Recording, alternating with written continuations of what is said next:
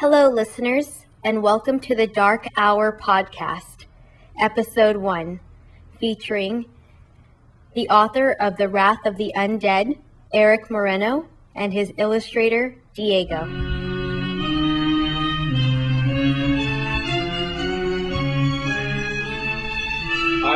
All right, people, welcome back.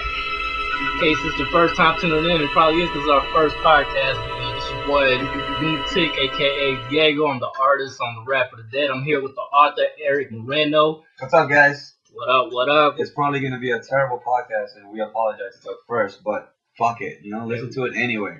And we hope you like it, and it's going to be our first one, so we're going to learn from it, and we're going to tweak it, and then we're going to see how we make it better for everybody. Not just for us, but for you guys, so you can learn something from it.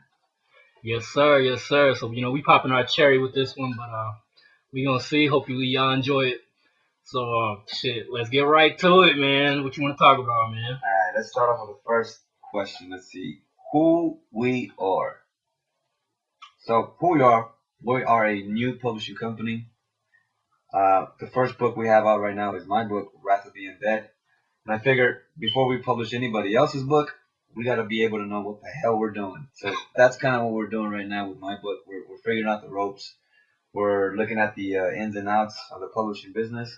Once we have all that figured out and covered, then we could proceed to the next step, which is to help everybody else out. One of the problems that I had was getting published. I know that a lot of new writers have a lot of difficulty with getting published. Sometimes you'll send out your literary agents your queries, hoping to get a positive response back, and that shit hurts when you don't get a response back, or when you get a negative response back saying they'll pass and move on. So that's not going to be the case with us. If you write horror, if you write sci-fi, we're going to do our best to try to help you out and put your work out there like I did with mine. And if you have any other requests, like if you need someone to do your editing or if you need someone to do your review, we can help with that as well. We cover all aspects of this publishing business, and even though we're new, we're going to get our feet wet and we're going to try it out. And also, if you need an artist, I know a guy. Right, you know somebody, Diego? I believe so. I do think I know somebody. So yeah, yes sir. Plug them with your IG. Yeah, my IG is Diego E Art. The easiest way to find me though, just hashtag Art of Lunatic. That's Lunatic spelled with a K at the end, not with a C. And and artoflunatic.com. Also, we have a website, darkdimensionllc.com. Plug. Which you could visit at any time. So get our info or whatnot. We have most of our contact information is on there, and who we are and what we about. So you can check that out. I check my DMs. We all check our DMs. So slide in our DMs, whatever help you need. Right. We'll help you out. I had somebody actually do that. Somebody sent me a message on Dark Dimension. Oh, nice. And they were asking all these questions. It was like some teenager asking a bunch of questions, and I tried to help them as much as I could. So good luck to that person. Hopefully one day we'll be back from you again, and we'll help you out. We'll be fully prepared to move forward with whatever project you have. Indeed. Hopefully. Sorry. Go ahead. No, go ahead. I was just gonna say, hopefully we can lock in that distribution deal so we can get our books and stuff, further out to different states and whatnot, and so that could help future authors, get their product out. So that's what we're working on right now. And I'm keeping all the contacts of all the people that I come across, every bookstore, every manager. I'm keeping all those contacts so I can reach out to them again. With whatever future projects we have, and I hope to have a lot of future projects. Yes, sir. Be a big publishing company, but that's not tomorrow. That's not next year. That's a stretch, and I'm looking at in 10 years, because I think when you open up whatever business or you work on whatever you're trying to do, you got to think long term. It's not gonna happen overnight. You got to have a long term vision, and that's what I'm thinking. 10 years, you're gonna remember who we are, Dark Dimension, just like Penguin Publishing and any other of these famous publishing companies. And we hope to find the next Stephen King. Right. Hopefully we can find him quick. And but yeah, man. As far as horror related stuff, sci-fi, you found the spot. That's what we're gonna be talking about on here, whether it's movies or books, graphic novels, etc. We're gonna talk about what we like, our favorites, whatnot, and our opinion on things like that. So anything horror related, anything sci-fi related, like Diego said, movies, books. We're gonna touch up on that and just discuss, and hopefully you like whatever bullshit we talk about. We are full of bullshit too. So, yeah, you come to the right place. But we got some gems in here too, you know? Yeah, We exactly. have some gems. Not just bullshit we're gonna be talking about. But anyway, maybe we should get into a little backstory of who we are so people have an interest of actually who the fuck we are. Yeah. So Diego, why don't you start off with telling them, well, let me ask you this. When did you take interest in art? You're an artist and you got a lot of work out there, but I don't think I myself know when you took an interest in art. So why don't you tell the people and myself when you took an interest in art? Was it at like an early age or?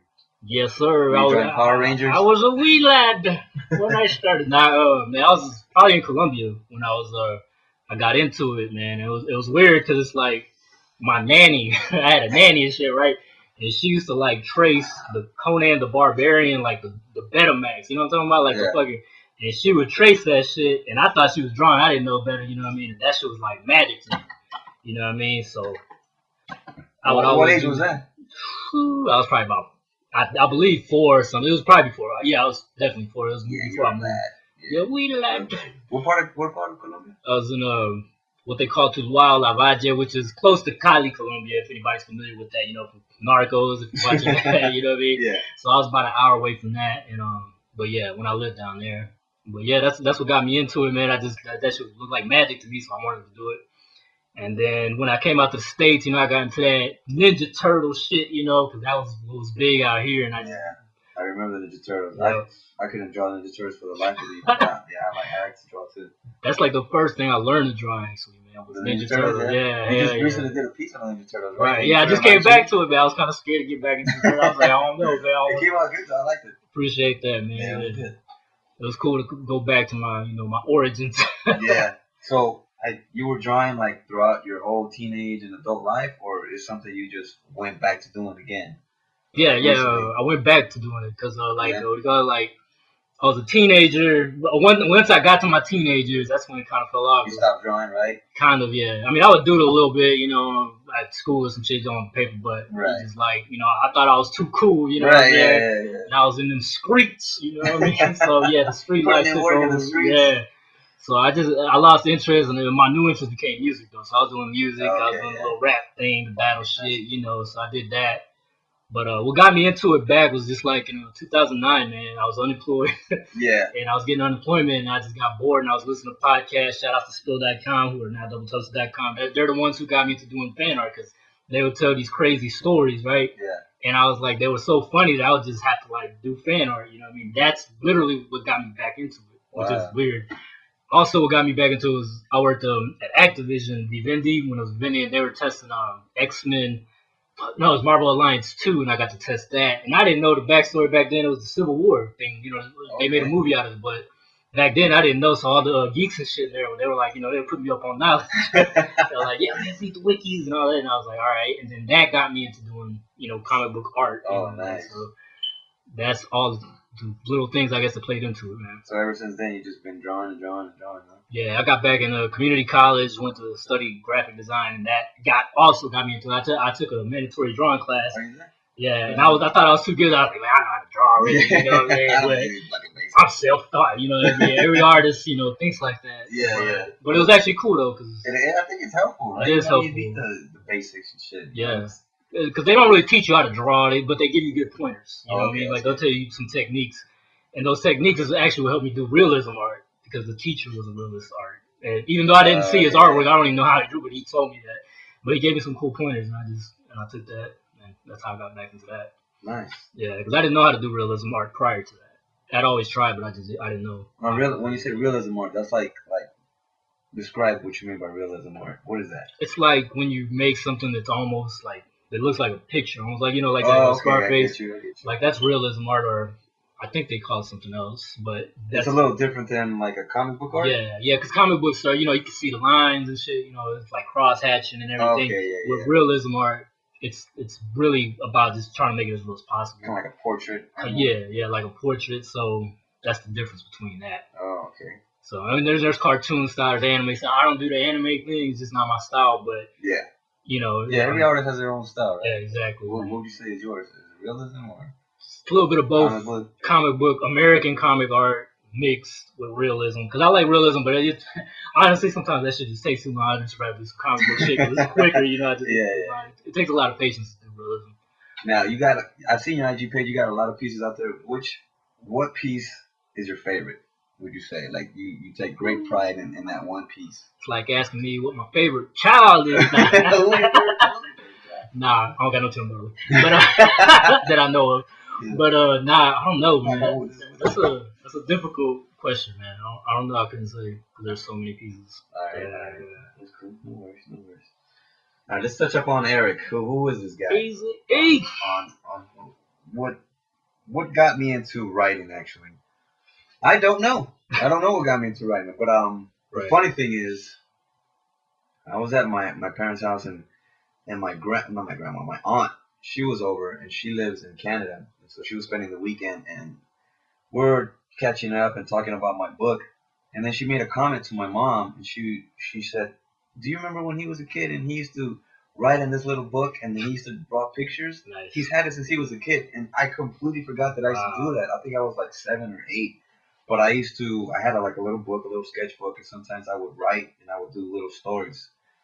Yeah, just something that I used to do for fun, and I used to draw. But I guess I've had it since I was a child too, just like you, like when you used to draw. It's cool though. You discovered it. I guess I did. At the age of 20, I had this idea for a book, and I was at a warehouse where I used to work at. I used to work at a warehouse. I fucking hated it. But I had hopped off my forklift, and U.S. Customs officers used to go into this warehouse, and they would inspect cargo. And they did this on a regular basis. Sometimes the K9s would walk in and shit, the whole thing. It was like legit warehouse. And I was thinking to myself, what a cool lead character for a U.S. Customs officer to be the lead character as opposed to like someone who's in the military or a police officer like we usually see in these type of movies. And I was like, cool. I think that'd be different but cool.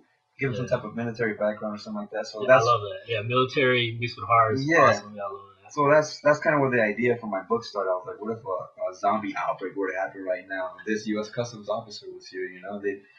What would happen if they were like the protagonist of the story?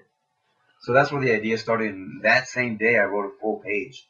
Wow. And I showed it to my coworker, and they're like, "This is fucking awesome, man." So I saved that one page, and fast forward to like almost 15 years later, after I graduated college, I was late bloomer.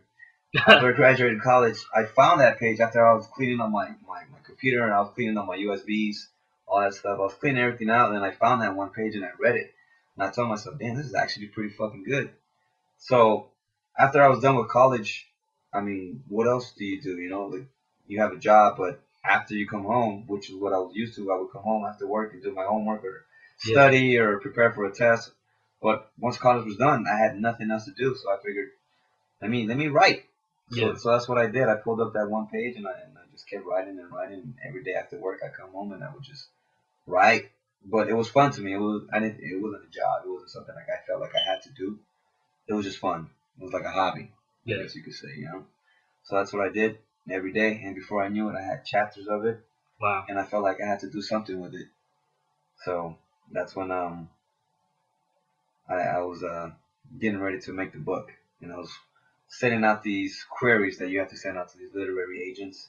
They're like the gatekeepers. So, see, I didn't know that. I didn't know how that whole process worked at all. Like submitting to editors. You have to, if you want to get published, you got to send out what's called a query letter to literary agents. So think about it like an actor. Is it like a cover letter? Like it's kind of like a cover letter, right? It states what you did, it states who you are, and then you jump into what your book is about. But you gotta really grab their attention because they're getting like, I don't know how many hundreds of emails a day, or it depends on how you send it to them. It used to be that you would mail this shit in, but now you have to send them an email. So that's what I did. I sent them, it must have been like 12 emails that I sent, and I got like 5 responses back, all negative. Hey, it's a response though. It's a response. It's a fucking heartbreaking one. I think all the people, even some of the greatest people, writers and artists, they get turned down. A lot of the great artists have said that, they got rejected. J.K. Rowling got rejected. J.K. Rowling from the writer of Harry Potter, she got rejected 12 times. Yeah, see what I'm saying? Like, so don't get discouraged. Yeah, you got to be able to take rejection. That kind of builds character, since pseudo. Yeah. So But that's my story. That's how I got into writing. It's really a hobby of mine to do. I haven't done any writing lately because I've been doing a lot of promoting for the book. And yeah, that's what it's a full-time job. Grinding. Yeah, you gotta get out. My experience with that is I used to do music, so when we do mixtapes and shit, yeah, like I was the one out there just going. I'd go to stores, mom and pops, and I'd be like, hey, I would ask them, can I put my CDs in there, or the little the little booklet thing, like the promotion thing, and I was just hitting like every hood of even rival hoods. Like I'd go to their shit, what I mean, but it didn't matter, man. They they respected it, what I mean, and that's kind of I'm assuming that's a lot like the book game is too. Yeah. You gotta just get out there and get the product put out. the word out. Yeah, that's how it is. There's a lot of just talk to people. Easy. Just be willing to talk to people. And I'm an introvert. I'm not like a people talker, But, there you go, man. Too, but man. It's something that you have to learn. You have to do it. You got to talk to people, shake hands. Yeah. Like just this, like almost 2 weeks ago when I was in Miami, I was just talking to random people. Just talking because you never know who you can run into. You sound like Rob. Rob does that a lot. Does he? Yeah, he talks to random people. But he's that type of person. Yeah. That's something I guess if you're an introvert, something you have to learn, something you have to get over. Yeah. Some type of fear that you have to overcome. But yeah, that's what I do because you never know where you're gonna be. You might be a producer, might be a publisher. You never know. Yeah, true. That's what I did. That's my story for writing. Did you ever get into it during class? Like if the English teacher would give you like a project and you ever get into it? Yeah, I do remember some of my English teachers not believing that the work that I did was mine. Like I remember this one teacher, she said, "Eric, did you really write this?" Yeah, like I really wrote that. They just couldn't believe it. And and I understand, I wasn't the best student, I wasn't an A student, but when it comes to English, like that was my shit. Like I could write. Yeah. I was a good writer. Man, dude, not to toot my own horn, but I was. That's fucked up, though, man. My teachers weren't as bad as yours, apparently. Yeah. Nah, my English teacher was cool. Shout out to Miss Pugh, man, from high school. Nah, she apparently believed. I was really quiet, though, in class. And, like, everybody knew, I skipped school, went to work. School high and shit. So nobody really assumed I would be a writer either, you know what I mean? But what school did you go to? Biloxi High down in Mississippi, South Mississippi, man. Biloxi High. Dirty South. Deep South.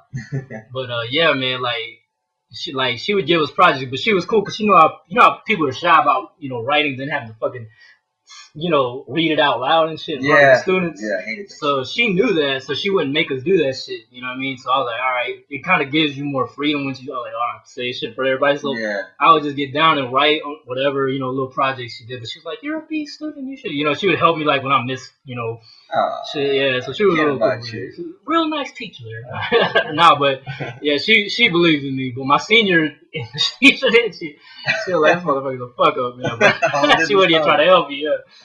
Yeah, you got some teachers like that, man. Yeah, man. I don't know. Writing when I was doing it in school really it came natural to me, but I never seen it. I see it as a writer, I guess. Mm-hmm. But I do think of weird stories in my head, which is weird. Like when I was a kid, I was playing with toys, but I would have a whole backstory that I would make up. Toys wouldn't have nothing to do with the cartoon. You know what I mean? I'd be like, I'd have Shredder with a RoboCop. That'd be my own story. You know what I mean? But that's pretty great. Yeah, man, big imagination. Yeah, man. I've always even now sometimes I'll do that shit. I'll go to sleep thinking I need to write this shit down though. You should, man. Yeah, but I use my notepad on my phone. It fucking helps, man. Man, I need to start doing that shit. You should, yeah.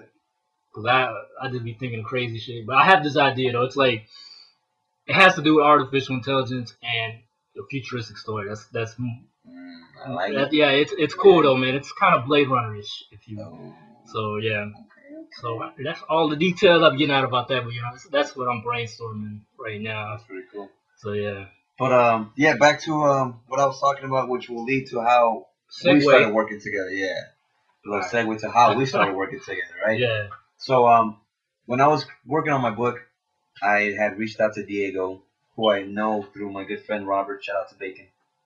And Diego's an artist. I knew this, and I needed some drawings for my book. So we started working together, and he did some pretty cool drawings for me. And I was explaining to him that I was going through this process, waiting on some publishers or some literary agent to get back to me, which they never did. But then Diego gave me a great idea, something that you had seen on YouTube, right, on how to create your own publishing company. Yeah, I looked it up or whatever. So you sent me that, and I looked at the video, and I said to myself, well, fuck. If they can do it, I can do it. So I started. The more I looked into it, the more research I did, and the more I started saying to myself, I can do this. I can do this. I can do this. And eventually, I started saying, I will do this. I will do this. And I started looking more into how to form my LLC and how to go about getting all the paperwork together and all that stuff. And I ran it with Diego, and yeah, we put it together and we formed Dark Dimension LLC. Yes, sir. Now here we are doing this Dark Hour podcast. Yeah, sometimes you have to make your own lane. If they don't give you the opportunities, you gotta take your own opportunity, Yep. and that applies to pretty much anything. Whether you're an actor, artist, writer, musician. That's what being musicians on the independent side. That's what they do. Yep. That's what we did because we couldn't get a deal. You know what I mean? So we put our own shit, and it was cool. I even got I have a song called "Fuck the Law" with DJ Khaled's on it, man. He actually introduces us. No way, really? Yeah, it's pretty cool. You gotta man. dig that up, man. Yeah, I'm gonna have to dig through the crates. You know what I mean? That was talking. This is like 07 or 06. So back then, it was a Khaled. He was what was he called? Something the Assassin. He was called something the Assassin. Was he? Yeah, he wasn't called DJ Khaled. Nah, he was called DJ Khaled. Trust me, this is when this is when he had that TI like we taking over. Oh, okay. Yeah. Okay. So yeah, this is around that time, and there was some dudes called Coast to Coast Mixtape. They were offering like spots, and I mean, you had to pay them, money to do it. Right. And so at the time, I figured it'd be a cool thing to do it, and so I did it. I thought it would help us out, and it did, because I mean, the song did reach a lot of hits, on YouTube and whatnot, and the local scene and everything. But yeah, it was cool, man. Dope. So yeah, it's like you just gotta take your own shit, bro. Just do it yourself. If you have to, yeah. I got tired of waiting on these literary agents to try and get back to me, or wishing that they would get back to me, hoping that they would have some positive response. But I got tired of it. I was like, I'm just gonna do this myself. Sometimes you gotta take matters into your own hands. Yeah. And I'm happy that you sent me that, because I really took it into consideration, and I said, I'm gonna go with it. I'm gonna do it. Well, I mean, you seemed frustrated at the time, because you kept sending it out to the editor and kept telling the editors and all that. It's really frustrating, man.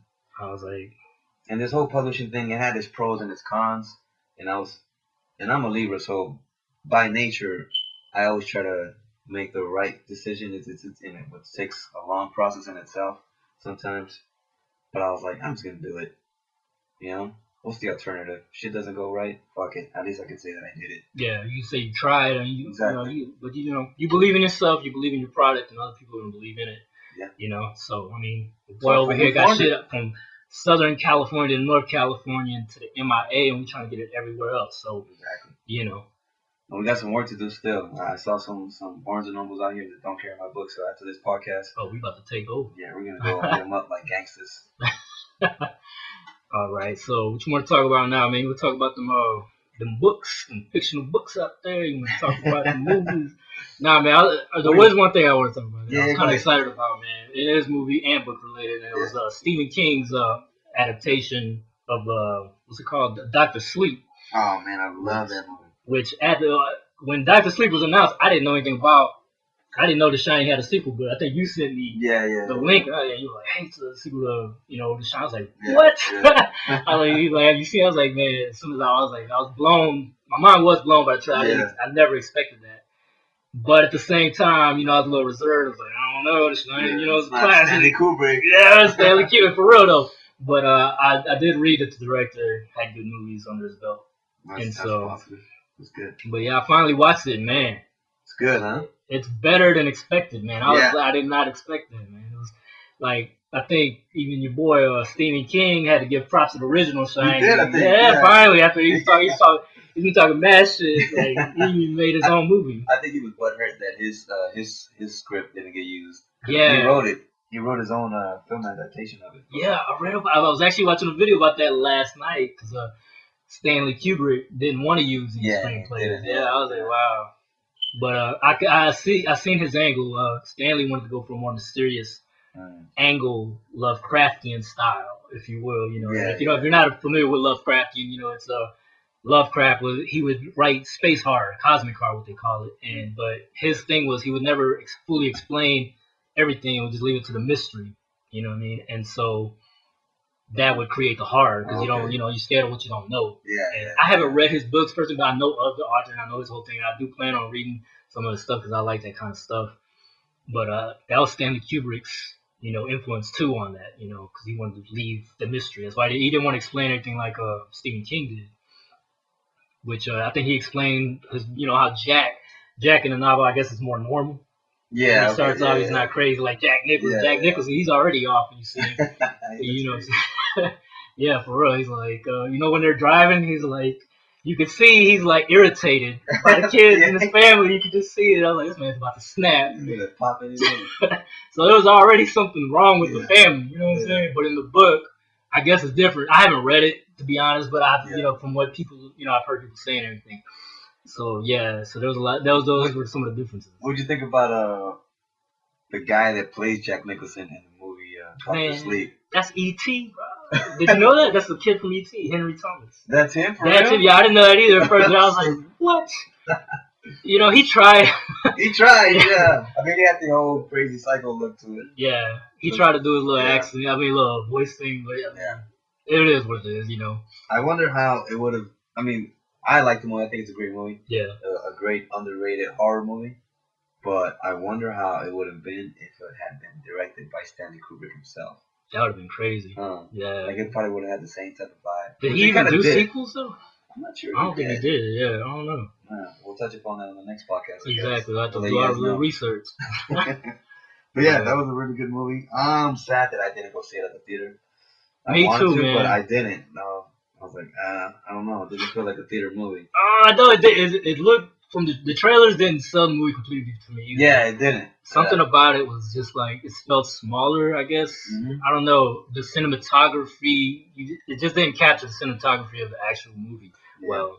But the movie itself has some great visuals, bro. Yeah, I was surprised. Like the part where the score of it too. Yeah, the scores, they brought back the old score and they added new things. I was like, the only, I guess, issues I had, small issues, just the kid, like the small version of what's his name, of Danny. Yeah, Danny. He didn't really remind me of the original one. Yeah. And his mom did though. Well, yeah, his mom was the best one. The voice, she sounded just like God, what's her name? Shelley Duvall. Yeah, she did. I think they actually used.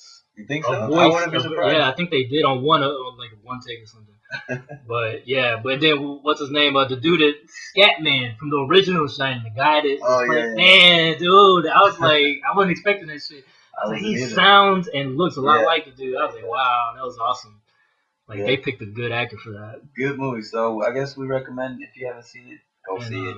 It's one of the best horror movies I've seen. And the baseball kid scene, I won't spoil, but that shit was brutal. What scene? The baseball kid. Oh yeah. Oh man, I think everybody's talking about that. That was crazy. But that is the turning point of the movie, though. Yeah, and I see why they did it. Because that makes you just hate the fucking villains, dude. Like, you're like, fuck these people. And no sympathy for those fucking vampire motherfuckers.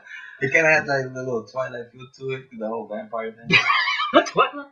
A little bit, but these were horrible, though. Yeah, these were horrifying. Like, the way they died was cool, too, man. Like, the little special... No, they didn't die. Don't give it away. Well, some of them died. But I'm just saying, though, like... All right, Mark Ruffalo. Whoa. Oh, man. No, he didn't. But, on to the next one. Did you see Pet Sematary? I did. I didn't like it that much. I was expecting more, though. I thought it was a cool twist. That it wasn't the little boy, it was the girl. Oh, yeah. From the original. They changed it. Yeah. But, it had some cool parts in it. Yeah. I wasn't too happy with the ending. If you haven't seen it, I'm not going to spoil it. We're not spoilers here. I'll spoil it. No, it's fine. But yeah, it was, and I've seen the alternate ending. I didn't like the ending either, man. Yeah, I was like both. What the fuck? Not the real ending and the alternate ending. It was like, Nah, and then another letdown. I thought they were gonna do better. Was the Rachel, her sister, the weird sister with the. That shit was creepy though. The original one scared the shit out of me. I'm still trying to. I won't even draw that shit. That shit used to freak me out because she would like run up to the fucking camera and shit. Rachel. I was like, what the fuck? It was some scary shit. And we had a neighbor that sounded like that. That's what made it even creepier. Yeah, something was off about her. She had like seizures and shit all the time, but something was wrong with her. I don't know what kind of illness she had, but she talked like that, and that would scare the shit out of me. That's creepy. And she had a daughter named Rachel. Oh. So she's like, Rachel! I was like, what the fuck? It was a lady though, but I was young, man. I was like a kid, 12 probably. That's creepy. That was, Rachel! That's why that shit freaked me out, man. That was some freaky shit, bro. I'm not gonna That lie. sounds freaky, man. You creeping me out. Tales from the soot, man. Tales from Mississippi. Nah. Mud. For real though. Alright, I think aside from all the bullshit, we should give our listeners one helpful piece of advice. Yeah. So I'll start first for our writers that are listening to me right now. One helpful advice is how. I guess one big problem for writers is how to write or how to keep writing or where to find the motivation. Honestly, sometimes I didn't have the motivation. I'd come home tired as hell from work, and I didn't feel like writing, and I didn't feel like I was being creative in my process if I were to sit down and write. But it's helpful. Just do it. Just go home. Doesn't matter how tired you are. Even if you have to write one paragraph or a couple sentences, just write. And you can always edit the shit later. But just sit down, write, and out of that one paragraph that you probably compose, at least one sentence is gonna be good. But off of that one sentence, once you get back into the flow of it, you can build off of that one sentence. Okay, that's what I need to hear. Yeah. Because that is a daunting task. Like I've been thinking, I was like, how the fuck am I gonna start this shit? Just You know what I write. mean? Yeah, just sit down and do it. You have to have the discipline though, you know. Yeah. You gotta be a disciplined person to just Do you listen to music or anything? yeah, sometimes I'll listen to classical music. Yeah, that's what I was gonna ask you because that seems like that would help. It does. Yeah. Like I can't listen to like rock or hip hop Nah. because the words shit, they throw me off. Like That I'm listening would to be these weird. words and I'm rapping it in my head too. Like listen to something that's gonna let you concentrate. Yeah. I think I would probably listen to like movie soundtracks. That's what I did too. Like Okay. like The Shining, those scores. Okay. Oh, nice, Bram nice. Stoker's Dracula. I love that score. That shit's dope. I have that shit. I will use that as Wow. like a background. Like if I had a scene in my head, I will use that type of music. And That's it really cool. does help. Yeah. It helps you envision Get you in whatever that scene you have mindset. in your head. Yeah, that's cool. But yeah, that's my advice. Just write and worry about editing later because you're gonna do a lot of editing. You're gonna do a lot of it. But whatever you write, if you don't like it, at least one sentence is gonna be good, and that sentence is gonna help you build off a whole different scene. So just keep writing every day, whatever it is, whether you feel like it or not. Write. That's good advice. That's the same advice a professional artist gave me one time. Yeah. I asked him like, any advice because he was a professional at I think he's at DreamWorks or something. He's an animator. Oh, that's professional. And he's like a Mexican dude too. You know what I mean? So he's Latino like us. So Okay. I asked him and he was just like, man, just draw every day. Just draw whatever you can all the time. Keep a notepad, whatever, And I was like, I took that advice. So I was like, all right. So even at jobs, I'd be drawing this shit. Managers looking at me crazy. I'm like, fuck it. I never really got in trouble for it. You know what I mean? So I was like, fuck it. Like I got my work done, dude. So shit, fucking let me draw. You know what I mean? So that's good. Yeah, I mean, you whatever craft you have to do it every day, even if you don't feel like doing it. Like if you were to compare it to, let's say, MMA fighter, sometimes they probably don't feel like going into the gym, but they have to. They got to do it. And they got to put in the work if they want to win that fight. You know, you gotta take that Kobe mentality. Exactly, that Mama mentality. Exactly. He was in there. 3-4 hours before anybody else was warming up, practicing, shooting a shot, perfecting whatever he had to perfect on. So you just gotta do it. My boy told me about that. Like he was a Boston fan though, right? Yeah. He hated Kobe. Back when I knew him in LA, he was like, because he went to school with me. He hated Kobe and the Lakers, man. And then, but he did say something after his death, and I was like, oh, I remember you hated him and shit. He's like, nah, you know what? He seen him play. And he was like, he seen him at the warm-ups, and he's like, he seen how hard, he worked at and shit. He was like, he respected him for that, Yeah. So he lost that. Put in that work. Yeah, it's like, I never understood the hate person. I was like, oh, he seems cool. You know what I mean? So. R.I.P. Kobe Bryant, man. Did he practice Wing Chun? I think that, I heard about that, yeah. I heard that. About that. He probably did, because a reporter asked him about it. I wouldn't doubt he did. He was a smart dude. He was smart. He was into a lot of things. I need to do a piece on him. I was thinking about him, like him and his daughter. I mean, I know a lot of artists are doing it right now. Yeah. But to me, sometimes something like that just feels too soon. Too soon, yeah. To me, that's why I haven't even done one of the rapper that died. Nipsey Hussle. Yeah, Nipsey Hussle. You know what I'm saying? 'Cause I respect his hustle too. That dude was good too. Yeah, he was a good dude. Always grinding. It's a shame what happened to him. You know what I mean? So, right in front of his store too, the marathon store. The haters are out there, man. They're everywhere, bro. Unfortunately, they're everywhere. But you just gotta do what you gotta do, man. Yeah. So that's the helpful advice we have. Yeah. I think Should we cut it here? Yeah, this is our first one. We shall make longer versions, probably, and get into it and have like a whole lot more stories and whatnot to talk about. We got a lot of plans in store for the future. We'll think of some segues to do, and if you guys want, you guys can email us too if you guys have any topics y'all want to talk about. So mine is artoflunatic.com. I mean, art of lunatic spelled with a K at the end at gmail.com. You can hit me up with questions or whatever. Eric, run. Well, I'll just give you our email, which is darkdimensionllc@gmail.com. Again, that's darkdimensionllc@gmail.com. If you guys have any input or anything you guys want to talk about, if you have a question, just send us an email. We'll discuss it on the podcast, or we'll reply to you or whatever. Yeah. If you hate us, let me know. I don't care. That's fine too. That's fine too. You don't like me. Hey, tell us. We are here to listen to whatever kind of feedback you guys have, and negative or positive, we appreciate both. And shout out to everybody out there. Thanks for listening. Thank you guys. Hope you have a good one. Exactly. Peace.